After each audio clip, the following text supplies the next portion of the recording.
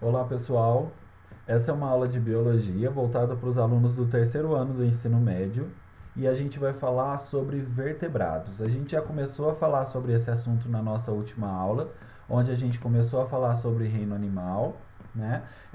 Vimos os três primeiros grupos de vertebrados, que são peixes, anfíbios e répteis. E na aula de hoje a gente vai ver os dois últimos grupos, que são as aves e os mamíferos. Vamos começar pelas aves. Essas aqui são as características delas, né? Então as aves são consideradas animais terrestres, tá? Muita gente me pergunta se aves não seriam animais aéreos e na verdade não existe esse termo animal aéreo, tá? As aves são animais terrestres que têm a capacidade de voar. Como elas são terrestres, elas têm uma respiração pulmonar, tá? O pulmão das aves é muito bem desenvolvido. Elas são consideradas animais de quatro patas, sendo que as duas patas de trás são chamadas de pernas e as duas patas da frente se adaptaram, mudaram, né, um pouco a sua função e se transformaram em asas, e assim muitas aves conseguem voar. Na pele delas é recoberta por penas na maior parte do corpo e por escamas também, principalmente nas patas. E também elas possuem bico. A circulação é uma novidade. Até agora nós vimos que a circulação dos peixes é uma circulação simples. Depois, dos anfíbios e dos répteis, é uma circulação dupla incompleta. E agora, nas aves e nos mamíferos, a circulação é dupla completa. Eu vou explicar isso melhor para vocês na imagem quando a gente falar de mamíferos. Por causa dessa circulação dupla completa, as aves têm a capacidade de regular a temperatura corporal e por isso elas são consideradas homeotérmicos ou endotérmicos, tá? Isso é uma característica muito importante, uma novidade evolutiva muito importante que está tanto nas aves quanto nos mamíferos, que dá várias vantagens para eles, né? Acontece que os répteis, por exemplo, uma serpente, ela não é um animal que regula a temperatura do corpo. Por isso que a gente fala que eles são animais de sangue frio.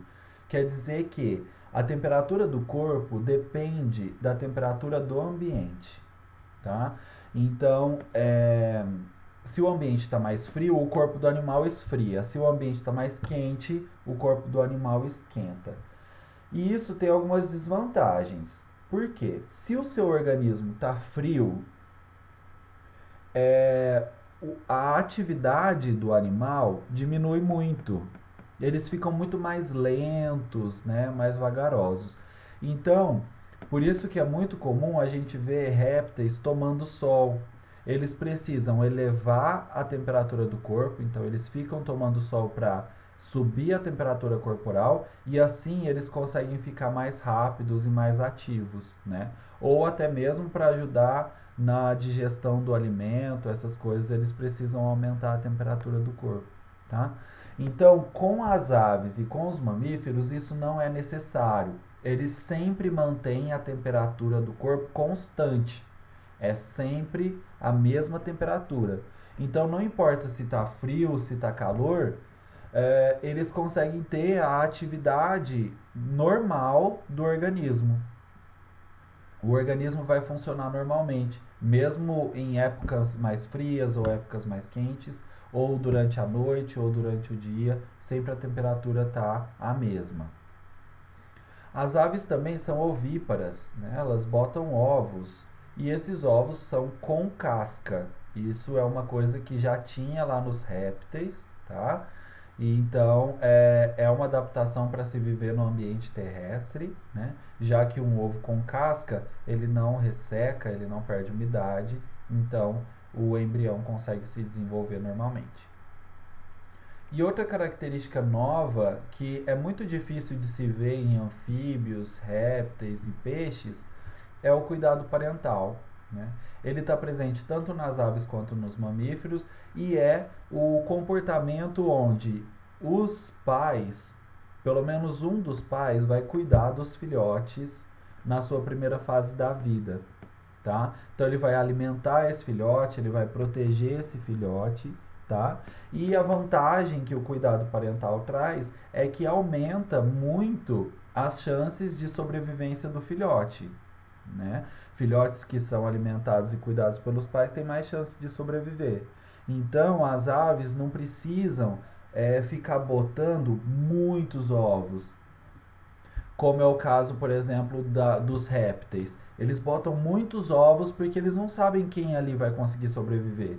Agora as aves não, elas botam menos ovos, só que elas cuidam desses filhotes e garantem uma melhor sobrevivência dos filhotes até a fase adulta.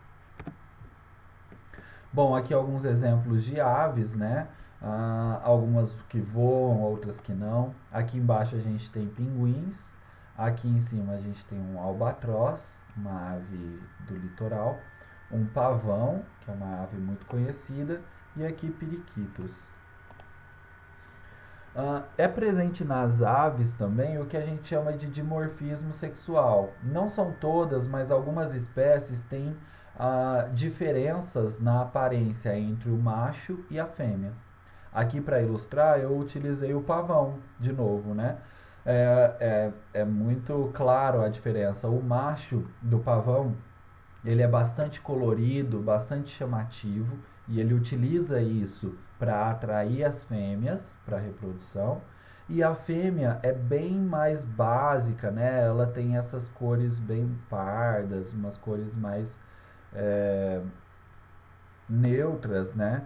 Que também é uma característica bastante importante. Como geralmente são as fêmeas que vão chocar os ovos, que vão cuidar dos filhotes, é muito importante que elas sejam mais bem camufladas, né? Então, na maioria dos casos, a gente vai observar isso. O macho sendo mais colorido e chamativo e a fêmea não. Por quê? Porque ela precisa se camuflar melhor na natureza.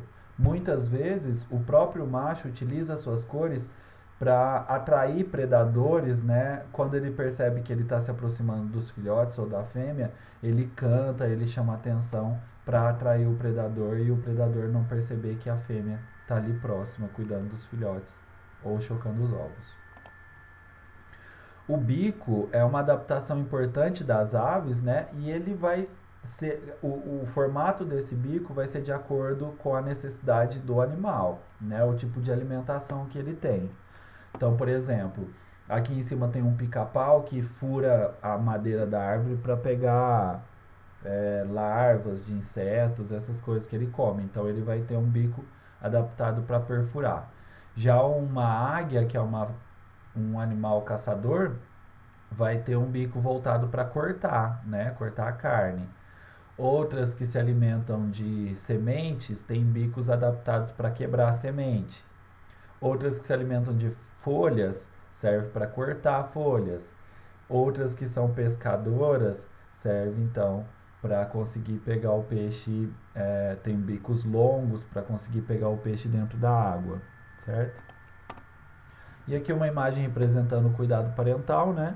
Os dois pais aqui cuidando dos filhotes, alimentando, protegendo eles. Ok, vamos falar da origem evolutiva das aves.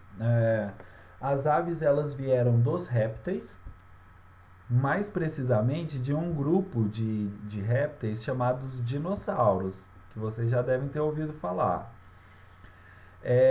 Dentre os dinossauros, o grupo que está mais próximo evolutivamente das aves são os raptores, que são aquele dinossauro que é conhecido como Velociraptor, que aparece muito nesses filmes de dinossauros e tudo mais.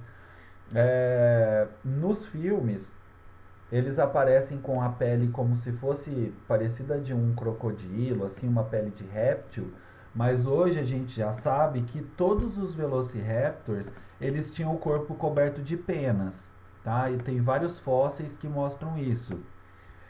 E aí, desse grupo dos Velociraptors, surgiram as primeiras aves, né? Então a gente tem aqui nessa imagem um animal que é conhecido como, que a gente chama de Archaeopteryx, né? Ele já é considerado a primeira ave, mas ele ainda mantinha várias características parecidas com de répteis, tá?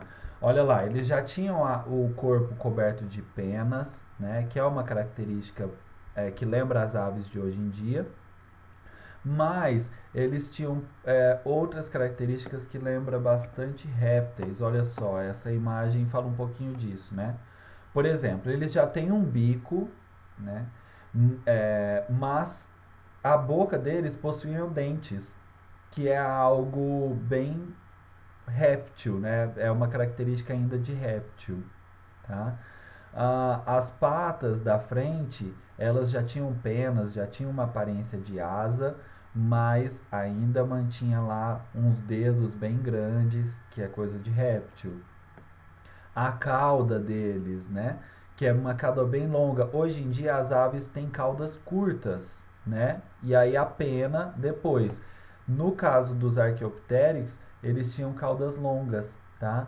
Só que cobertas de penas. Olha só, aqui uma comparação entre um Velociraptor e algumas espécies de aves atuais, né? Olha como o corpo do Velociraptor, na verdade, era todo coberto de penas, tá? E o Velociraptor, na verdade, ele era bem menor do que se mostra nos filmes, né? Aqui é a comparação de tamanho também. Ele era um pouco só maior que uma galinha. Aqui um tentilhão, tá? Existem outras espécies de raptores que eram maiores, maior até que uma pessoa, que é o que na verdade aparece nos filmes e que eles acabam chamando de Velociraptor, mas eles chamam de forma errada. Aqui a gente tem uma comparação entre uma ave atual, que é o avestruz, a maior ave do mundo, e um dinossauro de uma família chamada Mononicus. Então a gente consegue perceber diversas similaridades entre os dinossauros que viveram lá no passado e as aves de hoje em dia. Se a gente olha nos pés das aves, elas têm pés de dinossauros, né? Tá? Então é muito importante que vocês entendam isso. Hoje em dia, a gente não considera mais que os dinossauros foram extintos, tá? A maioria deles sim, mas um grupo de dinossauros sobreviveu, tá? Descendentes dos dinossauros sobreviveram, que são o que hoje a gente chama de aves. E agora vamos falar dos mamíferos. Aqui estão as características deles, né? Copiem isso também. Então, os mamíferos são, em sua maioria, terrestres, mas alguns mamíferos também são aquáticos. Então, eles são animais que acabaram se adaptando a viver no ambiente aquático, tá? Então, os ancestrais deles eram terrestres, mas eles se adaptaram a viver em ambientes aquáticos, tá? Por isso, todos eles têm respiração pulmonar. Todo mamífero respira por pulmões, até mesmo os aquáticos, como as baleias e os golfinhos, por exemplo. Eles precisam subir para a superfície para poder respirar. De uma forma geral, os mamíferos possuem 4 patas, a pele é coberta de pelos e também possuem glândulas mamárias, né, principalmente nas fêmeas. A circulação é igual a das aves, circulação dupla, completa, eu vou mostrar para vocês daqui a pouquinho. E eles, assim como as aves também, são homeotérmicos ou endotérmicos, porque eles regulam a temperatura do corpo, a temperatura corporal, ela se mantém constante. A grande maioria dos mamíferos são vivíparos, ou seja, os mamíferos não botam ovos, né? Os mamíferos se desenvolvem dentro da barriga da mãe e eles nascem já direto, né? sem passar pelo estágio de ovo. E também existe o cuidado parental entre os mamíferos, né? Os pais, pelo menos um dos pais vai cuidar dos filhotes na primeira fase da vida. E um ponto que é principal entre os mamíferos, que é as fêmeas produzem leite e elas alimentam os filhotes com esse leite, tá? Então, no caso dos mamíferos, o cuidado parental foi levado ao extremo, onde a fêmea utiliza o seu próprio organismo para produzir o alimento dos filhotes na sua primeira fase. Olha só, um esquema aqui da circulação que é dos mamíferos, né? Que é a circulação dupla completa. Então vamos lá. Aqui a gente tem representado o coração. Esse coração bombeia o sangue que vai até os pulmões. Lá esse sangue pega o oxigênio e volta para o coração, tá? Então o sangue aqui que está representado em vermelho é o sangue rico em oxigênio, que a gente chama de sangue arterial. Vindo para o coração bombeia esse sangue novamente, que se espalha por todo o corpo, e aí vai distribuindo o oxigênio e pegando o gás carbônico. E aí ele volta para o coração rico em gás carbônico, que está representado aqui o sangue em azul, que seria então o que a gente chama de sangue venoso, esse sangue rico em gás carbônico. Volta para o coração, é bombeado novamente para o pulmão. Tá? Então é uma circulação dupla: coração, pulmão, coração, corpo. Coração, pulmão, coração, corpo. E ela é completa porque o sangue que vem do pulmão rico em oxigênio não se mistura com o sangue que vem do corpo rico em gás carbônico. E com isso, esses animais conseguem regular a temperatura do corpo. Quem são os mamíferos, né? Então, primeiramente os monotremados, que são os mamíferos mais antigos que tem vivos até hoje, que é o ornitorrinco e a equidna. Esses são os únicos mamíferos que botam ovos, tá? A gente vai comentar isso um pouquinho mais para frente, mas os mamíferos também evoluíram dos répteis, tá? E réptil bota ovo. Então esses, como são mamíferos muito antigos, eles mantêm algumas características de réptil, né, ainda. Então eles botam ovos, mas eles já produzem leite e os filhotes, depois que nascem dos ovinhos, se alimentam do leite no corpo da mãe. Os marsupiais, que o filhote nasce ainda incompleto e ele termina o seu desenvolvimento dentro de uma bolsa, tá? No corpo da mãe. Então são os cangurus, diabo da Tasmânia, gambá, koalas, são alguns exemplos. E os eutérios, que são aqueles mamíferos onde o filhote se desenvolve completamente dentro do corpo da mãe e já nasce totalmente prontinho. Que aqui eu coloquei só alguns exemplos, a variedade é muito grande, né? Então tem o tigre, os hamsters, né? Os roedores de uma forma geral, os mamíferos de uma forma geral, os macacos, incluindo aí nós seres humanos, né? Aqui eu coloquei uma gorila para representar, os morcegos, o peixe-boi, né? Os mamíferos aquáticos. Uma curiosidade, né? O maior animal que já existiu na história da Terra, pelo menos até onde a gente sabe, é um mamífero chamado baleia azul, tá? Essa é uma foto de uma baleia azul. São animais muito grandes, né? Olha a comparação do tamanho de uma baleia azul perto de uma pessoa, tá? Olha só, uma outra imagem de comparação, né? Uma baleia azul adulta pode chegar a 30 metros de comprimento, né? Um animal gigantesco se olhado perto de uma pessoa. Olha, para vocês terem uma ideia, um ônibus tem mais ou menos 12 metros, né? Um animal muito maior do que isso. Também é encontrado dimorfismo sexual, não é em todas as espécies, mas muitas delas têm, onde o macho vai ter características diferentes da fêmea. O cuidado parental, que nos mamíferos é muito forte. O vínculo que principalmente as mães, as fêmeas, desenvolvem com os filhotes é um vínculo muito forte, né? E elas, além de ter toda essa proteção dos animais, elas ainda vão fazer a lactação, né? Elas vão produzir em suas glândulas mamárias leite e esse leite vai alimentar os filhotes na sua primeira fase de vida. Vamos falar um pouquinho das origens dos mamíferos, né? Os mamíferos também evoluíram dos répteis, tá? Então, só para a gente relembrar um pouquinho da evolução dos vertebrados, então a gente começa com os peixes, foram os primeiros vertebrados aquáticos, né? Deles vieram os anfíbios, que começaram a conquistar o ambiente terrestre, mas ainda muito dependentes da água. Dos anfíbios vieram os répteis, tá? Que agora já são animais que realmente conseguem viver toda a sua vida na Terra.